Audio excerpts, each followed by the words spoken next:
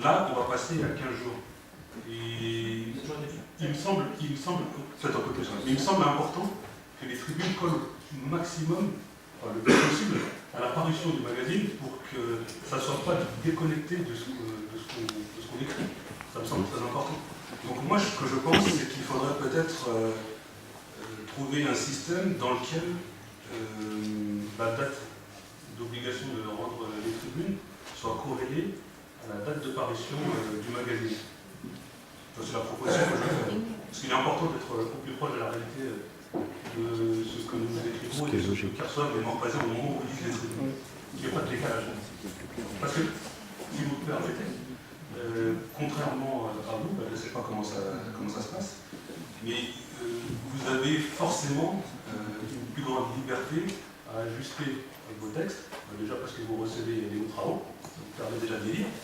Et en plus, c'est la réalité, ça se passe comme ça partout. Et en plus, du coup, nous on n'a pas ce degré-là et je pense qu'il faut nous le. Voilà, il faut que vous fassiez en sorte qu'on puisse conserver cela et être au plus proche de la parution. Y a-t-il d'autres questions? Monsieur Chapard. Vas-y. Donc, moi, je vous propose ça plutôt qu'avant le 15, ou mettre au plus tard le 15. Parce que déjà avant le 15, ça fait le 14. Ouais, c'est pas la peine qu'il y ait des ambiguïtés. Au plus tard, oui. Très bien. Juste un détail, est-ce qu'on sera prévenu de la même façon par courriel? Non. Non, justement, c'est pas précisé. Vous savez qu'au plus tard avant le 15, d'accord, ok. Non, mais il faut que ce soit clair. Ça sera plus très bien. Il faut que ce soit clair. Ça peut vous sembler saugrenu, mais j'ai une question. Est-ce qu'un espace d'expression peut être laissé à des morphasiens ou des morphasiennes? Dans la mesure où nous validons.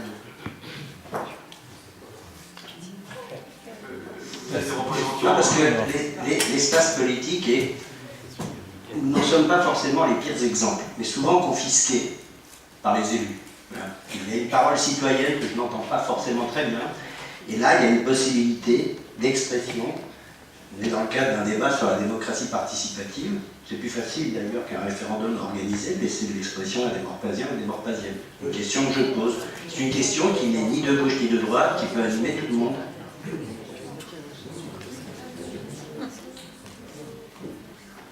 Non, vous représentez vos électeurs, ou en tout cas les morphasiens dans votre tribune, donc après, ça ouvre des espaces. C'est dommage. Ah, c'est dommage. Et les 40% d'abstention. Non, mais attendez, il va de soi que le texte reste décent, que ça reste pas. Chacun a s'exprimer sur les blocs qu'il souhaite. C'est pas la même chose. Après, il faut cadrer. Est-ce que, d'accord, j'entends la réponse pour ce soir, ça ne m'empêchera pas de voter votre proposition. Est-ce qu'on pourra y réfléchir? Tous ensemble. C'est ce que je voulais leur poser une question justement pour préciser votre souhait, monsieur. Est-ce que c'est de remplacer votre tribune par une expression publique? Il n'est pas fou à ce point-là. C'est une autre page, mettons dans le journal de leur page, qui serait donc à même d'être. Non, attendez, l'idée c'est pas de donner 2 fois plus d'espace d'expression à M. Chapa ou à M. Moine. Il n'y a aucune astuce là-dedans. Non, mais j'ai pas vu l'astuce derrière. D'accord. Non, D'accord. c'est pour comprendre votre demande justement, parce que ça peut effectivement être intéressant. Mais je crois qu'il serait intéressant que nous en débattions, que vous me donniez une réponse ce soir qui est un peu malheureusement, je dirais très conventionnelle, je trouve ça dommage. Je pense que ça mérite une réflexion. Voilà, c'est tout. Allez, on va passer au vote. Monsieur Van. Juste une question qui déborde un peu cette délibération, mais qui me semble aussi importante, même si ce n'est pas le sujet, donc j'en profite sur la proposition que vient de faire Michel Play. Elle concerne les publications de la municipalité. Je pense par exemple aux réseaux sociaux Facebook de la municipalité, Morpa TV, etc. Toujours dans l'idée de l'expression de l'égalité, je pense, de chacun, il serait, je pense, juste que sur ces moyens de communication dont nous on n'a pas accès, qu'ils puissent avoir aussi une communication de notre part au prorata, parce que c'est aussi des médias qui sont financés par l'argent des Morpasiens. Et la parole de l'opposition, me semble-t-il, doit aussi être présente sur ces médias. Moi, je pense que la jurisprudence est claire sur ce sujet. Il y a une équipe majoritaire qui a été élue. Elle s'exprime avec les moyens qu'elle peut, sans a priori politique. C'est factuel. J'entends vos demandes. C'est pas la première fois que des élus la posent, quelles que soient d'ailleurs les tendances, il me semble. Mais il y a le jeu de la démocratie. C'est vrai que quand on est majoritaire, on n'a évidemment pas d'outils. C'était le même cas avec à l'époque Georges Bougeot. J'en ai pas fait forcément une demande non plus exacerbée. J'ai joué le jeu démocratique.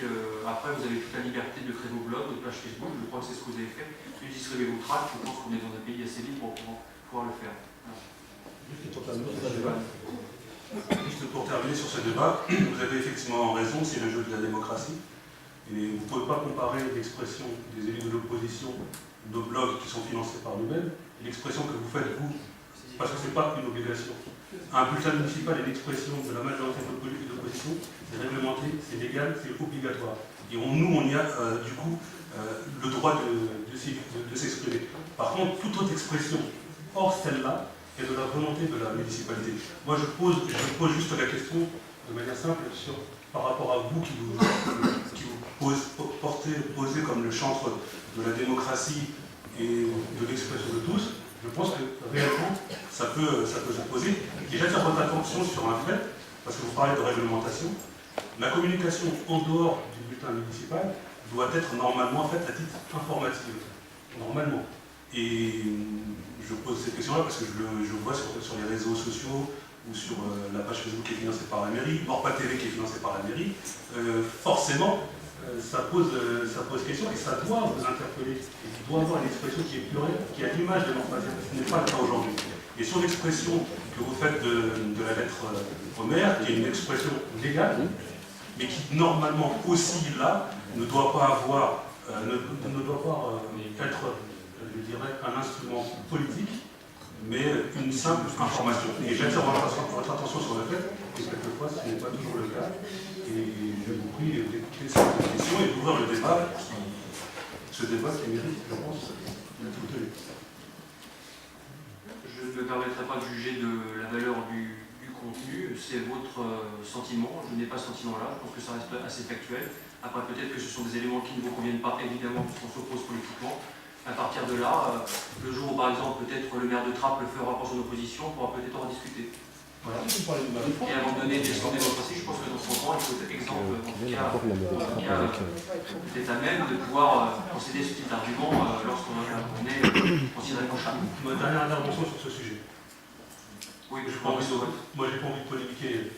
Moi, quand je vous parle jamais de Fourbous, je vous parle jamais du maire de machin, tout ça. Moi, quand je vous parle à Garester. Et quand vous parlez moi, vous parlez à moi. un peu plus de respect. Non, déjà. Monsieur le maire, s'il vous plaît. Monsieur Garestier, je vous appellerai pas, je vous appelle comme je veux. La démocratie, c'est que je vous appelle comme je veux. Je vous appellerai Monsieur Garestier. Et je vous signalerai que depuis que vous êtes élu, un des rares qui vous appelle justement Monsieur le maire, c'est moi.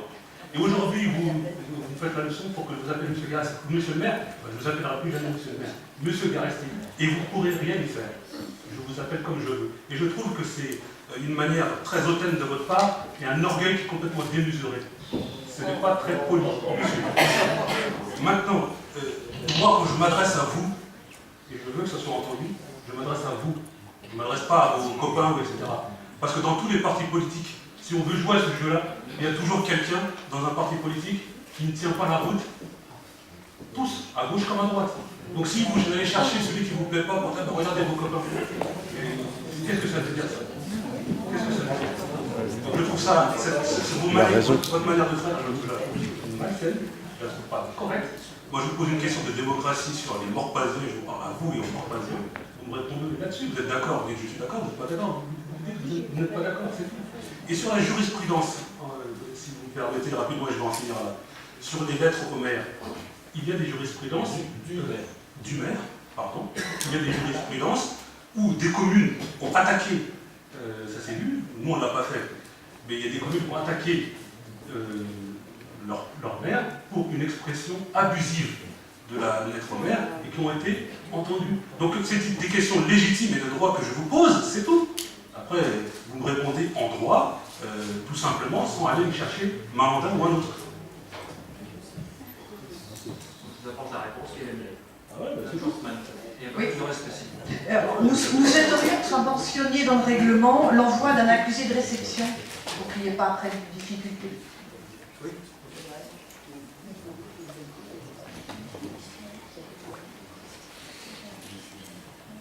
Alors, ce que je vous propose, c'est que chaque groupe constitué se tente d'exprimer devra transmettre par courriel communication .fr son texte dactylographique au plus tard le 15 de chaque mois, le mois suivant. Si le texte n'est pas parvenu dans les délais impartis, l'espace sera laissé vide et il sera mentionné texte non parvenu dans les délais impartis et un accusé de réception sera renvoyé à la réception de votre tribune. Voilà. D'accord ? Il faudrait peut-être le mettre avant que le texte ne soit parvenu. Oui, d'accord. Très bien. Je procède au vote. Qui est contre? 2 voix contre. Qui s'abstient? 2 abstentions. Adopté, je vous remercie. Ensuite, octroi de la protection fonctionnelle à Monsieur le maire. Il n'y a rien de plus. Merci, Monsieur le maire. Depuis le début de notre mandature, Monsieur le maire est régulièrement la cible sur les réseaux sociaux d'attaques personnelles visant à dénoncer sa prétendue incompétence ou incapacité. Longtemps, nous avons considéré ces attaques insidieuses et haineuses, comme l'écho regrettable et vulgaire d'une polémique électorale n'en finissant pas. Mais cet été, pour la première fois, Monsieur le maire a été clairement accusé sur ces mêmes réseaux de détourner de l'argent public à des fins personnelles. En l'occurrence, il nous semble qu'un degré inacceptable a été franchi en matière de diffamation. Le maire étant attaqué dans sa fonction, et comme le justifient les procédures juridiques entamées auprès du procureur de la République, il est donc nécessaire de déclencher sa protection fonctionnelle.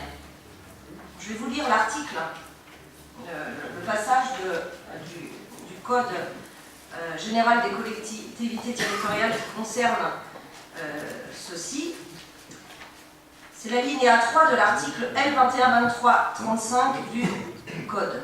Dispose: la commune est tenue de protéger le maire ou les élus municipaux, le suppléant ou ayant reçu délégation contre les violences, menaces ou outrages dont ils pourraient être victimes à l'occasion ou du fait de leur fonction et de réparer le cas échéant, le préjudice qui en résulte.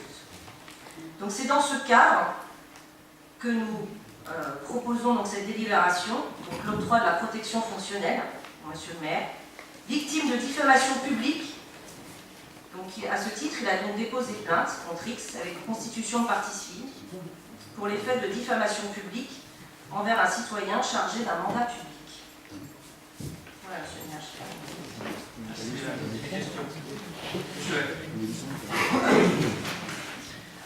Bon, moi je comprends la démarche, mais l'article 3, je vous en rappelle le début. La commune est tenue de protéger le maire ou les élus municipaux, le suppléant. Pourquoi est-ce qu'ils ont rajouté le suppléant ou ayant reçu délégation? Pourquoi les élus municipaux de la minorité n'auraient pas non plus cette protection? Ça me semblerait, moi, évident. Non, Madame Debucquois, attendez, je termine. Vous venez de lire un article qui protège le maire, et je trouve ça légitime, qui protège les adjoints ou ceux qui ont reçu délégation, et je trouve ça légitime. Et je trouve dommage que ça ne s'étende pas aux élus de la minorité qui ne suppléent pas le maire, ils ne sont pas désignés dans cet article. Est-ce qu'il y a quelque chose plus loin qui indique que les élus de la minorité peuvent aussi bénéficier d'abord, de cet octroi de protection? Je vous réponds tout de suite. Monsieur F, vous êtes élu. C'est la première question, j'en ai d'autres. D'accord. Vous êtes élu. Pardon? Vous êtes élu. Oui. Vous avez le droit, au même titre que Monsieur le maire, d'avoir la protection fonctionnelle. Il suffit d'attendre. Vous m'accorderez que ce que vous venez de lire ne précisez pas. C'est important de savoir. C'est le Code général des collectivités, hein, c'est Mais pas... peu importe que ce soit le Code général des collectivités. Attendez, que ce soit le Code général des collectivités ou la Bible des élus, mais peu m'importe, je viens juste de lire ça. Je vous dis, votre démarche est légitime, je la comprends. Je veux l'étendre, simplement. On est tous d'accord là-dessus? Mais ça paraît simple. Attendez, c'est réservé. Et que ça vous commence. Attendez, Monsieur Nodin. Monsieur Hay, je lis d'une façon un peu différente de vous.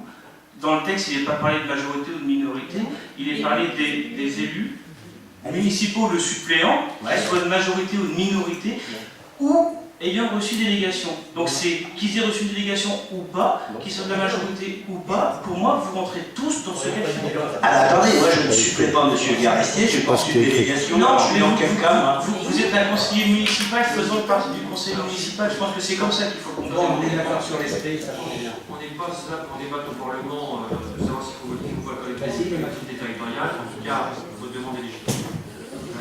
Monsieur Chapa. Voilà. Alors d'abord, je vais réaffirmer que nous dénonçons fermement tous les dérapages qui ont été constatés depuis des mois sur les réseaux sociaux et dont en particulier nous avons été victimes, moi-même, ma voisine, mes deux voisines d'ailleurs, je ne savais pas de ma gauche, mais de la droite, j'en étais sûr. Et donc nous le dénonçons fermement.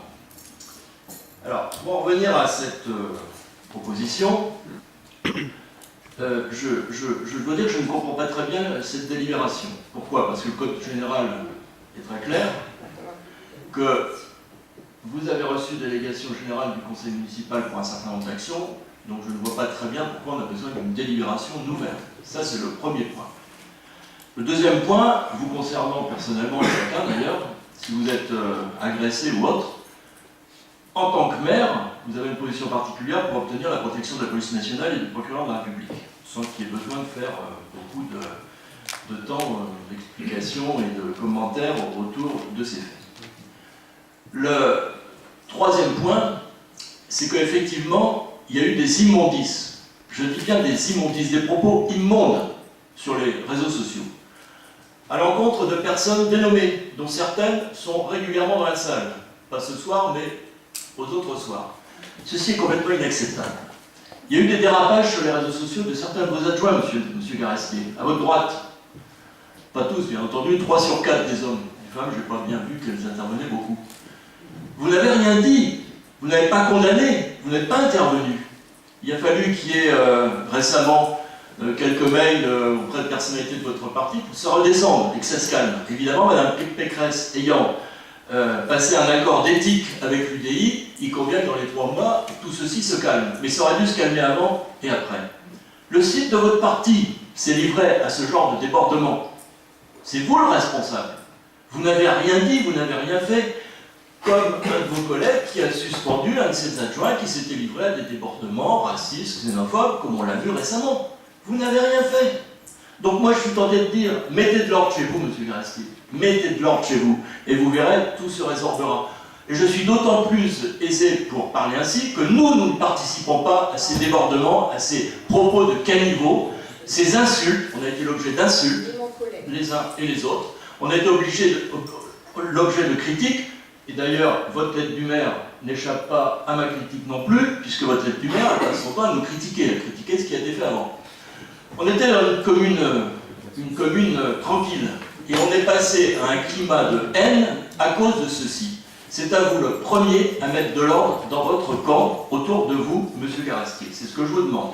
Et la deuxième demande que je fais, si vous maintenez cette délibération, qui ne concerne que le maire d'ailleurs, c'est que vous l'étendiez à votre prédécesseur et aux anciens adjoints maires, dont moi. Je dis pourquoi. Parce que moi j'ai été agressé physiquement par un de vos soutiens, avec quelques insultes dans l'oreille, je me rappelle ce jour-là, ça n'a pas duré longtemps. Mais moi j'ai été agressé physiquement. Et moi j'ai le droit aussi à cette protection. Donc je le demande, et ainsi qu'aux anciens adjoints et à l'ensemble des élus. Moi je ne suis pas favorable à ce type de délibération pour toutes ces raisons. Hein. En tout cas, c'est ce que je vous demande, que ça soit clair ce soir. Et si vous maintenez que le maire, bien entendu, ce sera un double non. Alors déjà, c'est du cas par cas. Moi, je ne vais pas m'exprimer longuement sur cette situation parce que je laisserai faire la justice. Et évidemment, depuis que nous sommes élus, nous sommes victimes d'un climat qui est très délétère, qui est inacceptable sur les réseaux sociaux au travers de comptes qui sont masqués. Et je pense que là, la justice, en tout cas, fera son œuvre au travers de l'enquête. Et c'est pour ça que, évidemment, je porte plainte auprès du procureur directement en me portant partie civile. Quels que soient les propos, nous sommes évidemment traînés dans la boue à longueur de journée et il faut qu'évidemment que ça cesse. Et les réseaux sociaux vont évidemment exacerber ce type de procédé au travers de comptes dont on ne connaît pas l'identité des gens, mais dont on devine évidemment qui ils sont. Mais je ne peux pas m'exprimer ce soir sur ce sujet, parce que je n'accuse absolument personne. Je porte plainte contre X et je laisse faire la justice faire son travail. Après, tout à l'heure, je pense que j'aurai l'occasion de revenir sur ce point au travers des questions diverses. Et en tout cas, je n'ai pas besoin de m'exprimer publiquement pour faire du ménage dans mon camp, quand c'est le cas et quand c'est nécessaire. Et j'aimerais aussi que ça se fasse du point de vue de l'opposition, quand c'est le cas, parce qu'il faut qu'on travaille tous vers un même projet, en tout cas vers les Montpasiens, c'est ça qui compte. Et quelles que soient d'ailleurs les gouvernances dans lesquelles on est ou les partis politiques dans lesquels on est, je pense que le problème des réseaux sociaux et de l'Internet aujourd'hui, et je le vois aussi sur des personnalités qui sont beaucoup plus médiatiques que nous ici, sont insultées, sont traînées sans arrêt dans la boue toute la journée. Et je pense que parfois la liberté d'expression devrait avancer vite, en tout cas à ce niveau-là, parce qu'on atteint des summums dans l'agressivité, l'insulte, le mensonge, la diffamation. Donc je pense qu'il faut le dire. Je m'octroie cette protection fonctionnelle que je vous demande au conseil municipal, parce que évidemment c'est un droit qui m'est permis de le faire, et que évidemment je dois déclencher cette protection fonctionnelle pour être protégé et avoir le concours d'un avocat le jour où ça sera certainement le cas pour déclencher une enquête. Voilà, après quel que soit ce qu'ont fait mes prédécesseurs, peu importe, ce n'est pas mon problème, chacun avait ses raisons de ne pas le faire ou de le faire. Moi, je le fais comme d'autres maires ou d'autres élus dans les voisines de la communauté d'agglomération de Saint-Quentin ont pu le faire récemment. Moi, en tout cas, je souhaite être protégé, en tout cas en protection en justice, et nous verrons. Voilà, mais en tout cas, je souhaite que ces agissements, quels que soient les camps, cessent évidemment. Voilà. Madame Alain, monsieur Van ensuite. Excusez-moi, mais j'ai toujours cru que l'État protégeait les élus. De toute façon, la loi protège les élus. Alors je voudrais bien savoir ce que cette délibération va apporter de plus. Je vais vous donner un exemple qui s'est passé il n'y a pas très longtemps, c'était avant les élections, quand le maire précédent était